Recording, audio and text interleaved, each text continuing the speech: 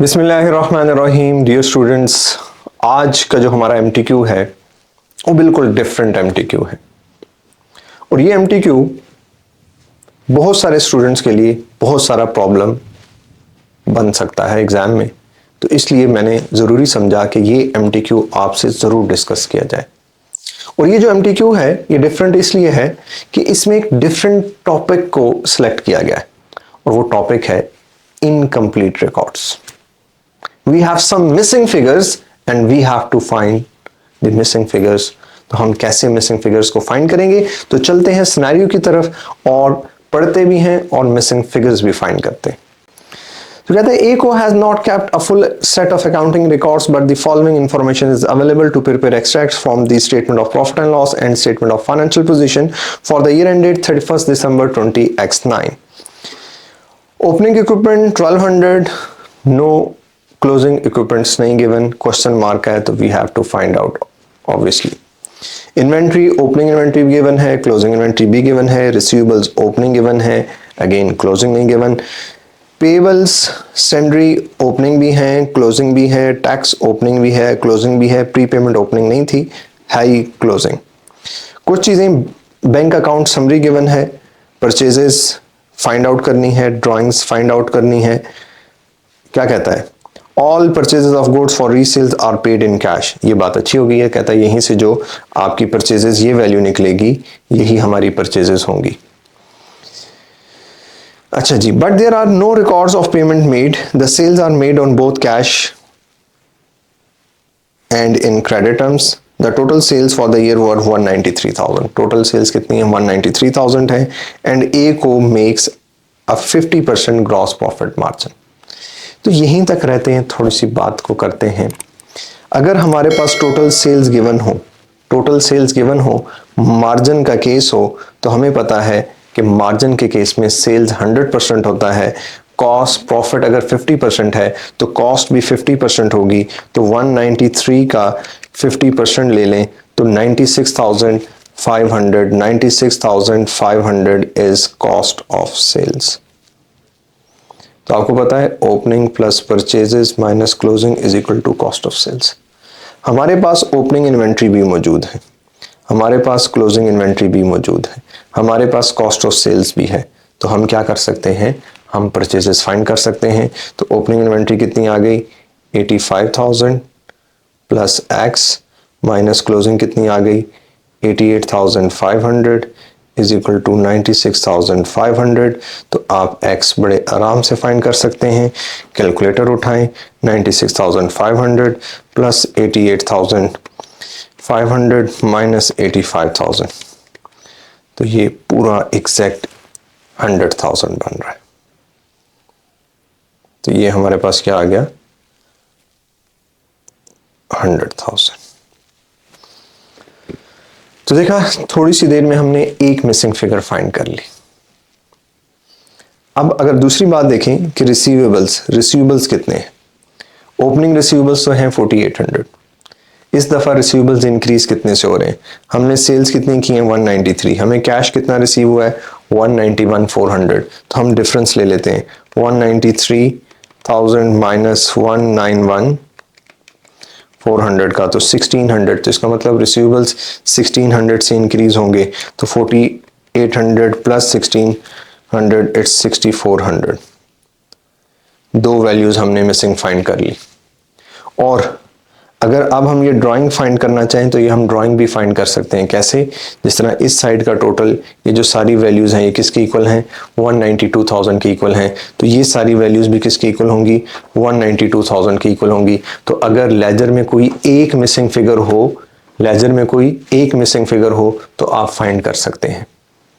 तो अभी तक हमारे पास एक क्या रहता है? इक्विपमेंट की वैल्यू फाइंड करना, और एक क्या रहता है? ड्राइंग्स की मिसिंग फिगर फाइंड करना। चलते हैं, अभी तक तो हमने अपनी टास्क ही नहीं देखे, अभी तक तो हमने देखा ही नहीं कि हमसे क्या पूछा जा रहा है। ऑब्वियसली जो मिसिंग फिगर थी वही होंगी। तो चलते हैं अपने टास्क के ऊपर।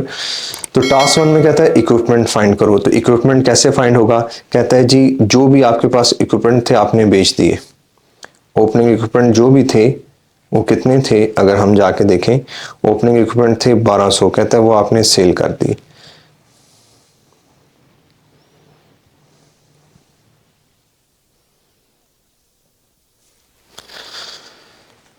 अच्छा, फिर क्या कहते हैं जी, न्यू इक्विपमेंट वर परचेज्ड, न्यू आपने कितने के खरीद लिए, 2000 के खरीद लिए। और डेप्रिसिएशन कहता है न्यू की कितनी है, 20%। तो 2000 का 20% ले लें तो 2000 का 20% कितना आता है, 400। तो ये हमारे पास क्या आ गई, डेप्रिसिएशन। तो याद रखो, नेट बुक वैल्यू में मैंने बार बार कहा था, आपको याद है कि कुछ लेजर्स मस्ट बनाने हैं, जो कैश फ्लो में भी बनाया था। तो मैंने आपसे कहा था कि ये लेजर आपने ज़रूर बनाने हैं, और ये हमने क्रैश कोर्स में डिस्कस भी किए थे तमाम लेजर्स। ये परचेजेस आ गई। तो अब हम देखते हैं कोई रीवैल्यूएशन तो नहीं है, रीवैल्यूएशन का कोई जिक्र नहीं है।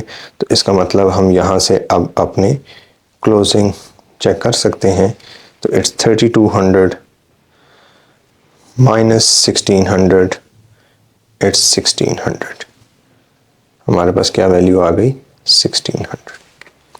ट्रेड रिसीवेबल्स हम फाइंड कर चुके थे, 6400। प्रीपेमेंट्स तो हमें गिवन थी, 2000। Payable for sundry 1400।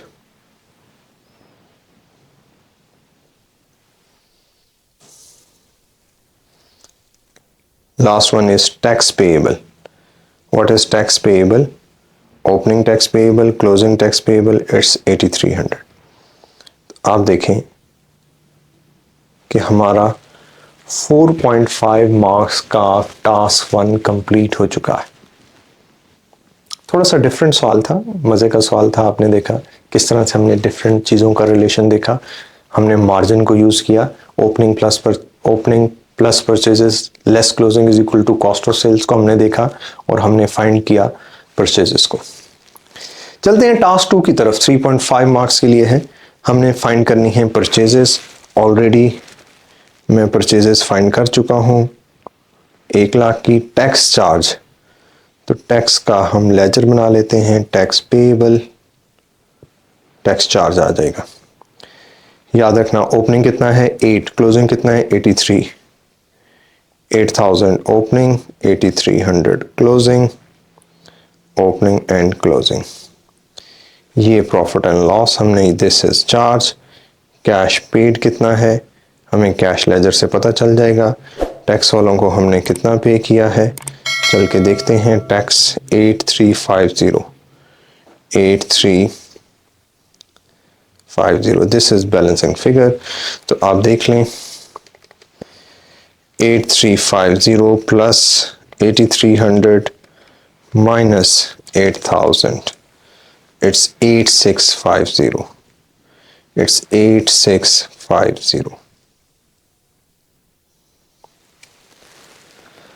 तो आपने देखा कि हमने 2 टास्क कंप्लीट कर ली हैं फॉर 8 मार्क्स। नेक्स्ट चलते हैं जी टास्क 3 की तरफ। टास्क 3 क्या है, complete the entries of the following. Entries make to record prepayments of rent as at 31 December 20x9। तो debit prepayment, credit administration expense, जो कि प्रीपेमेंट की एंट्री है। No entry of bank, no entry of cost of sales. Simple, हम rent कहाँ पे charge करते थे, एडमिनिस्ट्रेशन में।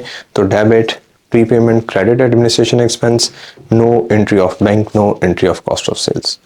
फिर क्या कह रहा है, कैलकुलेट दी रेंट एक्सपेंस। तो जाके देख लेते हैं, रेंट एक्सपेंस कैलकुलेट कर लेते हैं। देखें हमने रेंट का कितना पे किया है, 23,200, जिसमें से एडवांस कितना है, 2000। ओपनिंग एडवांस नहीं है, इस वजह से 21,200 is my expense.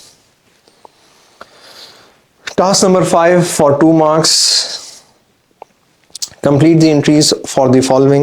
Entries to record the disposal of equipments, profits or losses on the disposal of the equipments are to be included in administration expense. तो कहता है जो भी प्रॉफिट या लॉस है वो एडमिनिस्ट्रेशन में डालेंगे। तो अब हम देखते हैं, जब भी डिस्पोजल होता है डेबिट अक्यूमुलेटेड डेप्रिसिएशन होती है, और जो कैश आपको मिला है वो डेबिट बैंक होगा, कॉस्ट क्रेडिट होगी। अब प्रॉफिट है या लॉस है, प्रॉफिट है तो क्रेडिट करेंगे, लॉस है तो डेबिट करेंगे। देख लेते हैं कि प्रॉफिट है या लॉस है। यहां से देखें, कहता है आपने 1800 की चीज़ जिस पे आपने कितनी डेप्रिसिएशन चार्ज की थी, 600। तो 1800 में से 600 माइनस करें, 1800 माइनस 600, 1200। 1200 की चीज़ आपने कितने की बेची, आपने 700 की बेची। 1200 माइनस 700, तो आपको लॉस हुआ। लॉस क्या होगा, डेबिट होगा। कितना लॉस हुआ, अगले ही लम्हे उसने पूछ लिया कि बताओ 2 नंबर के लिए लॉस कितना होगा। तो हमने क्या कहा, 1200 की चीज़ 700 में बेची, तो लॉस कितना हुआ, 500 हुआ। यहाँ से आप क्या सिलेक्ट करेंगे, लॉस सेलेक्ट करेंगे। तो ये सवाल भी कंप्लीट हो गया। तो आपने देखा कि देखने में ये काफ़ी मुश्किल क्वेश्चन लग रहा था, बट अगर आप अपने कंसेप्ट्स को फॉलो करेंगे तो इस तरह के क्वेश्चंस भी जो बिल्कुल डिफरेंट वे में एग्जामिनर पूछ रहा है वो भी हम कितने इजीली अटेम्प्ट कर सकते हैं। इंशाल्लाह नेक्स्ट वीडियो में दोबारा मिलते हैं। अस्सलाम वालेकुम वरहमतुल्लाहि वबरकातुहू।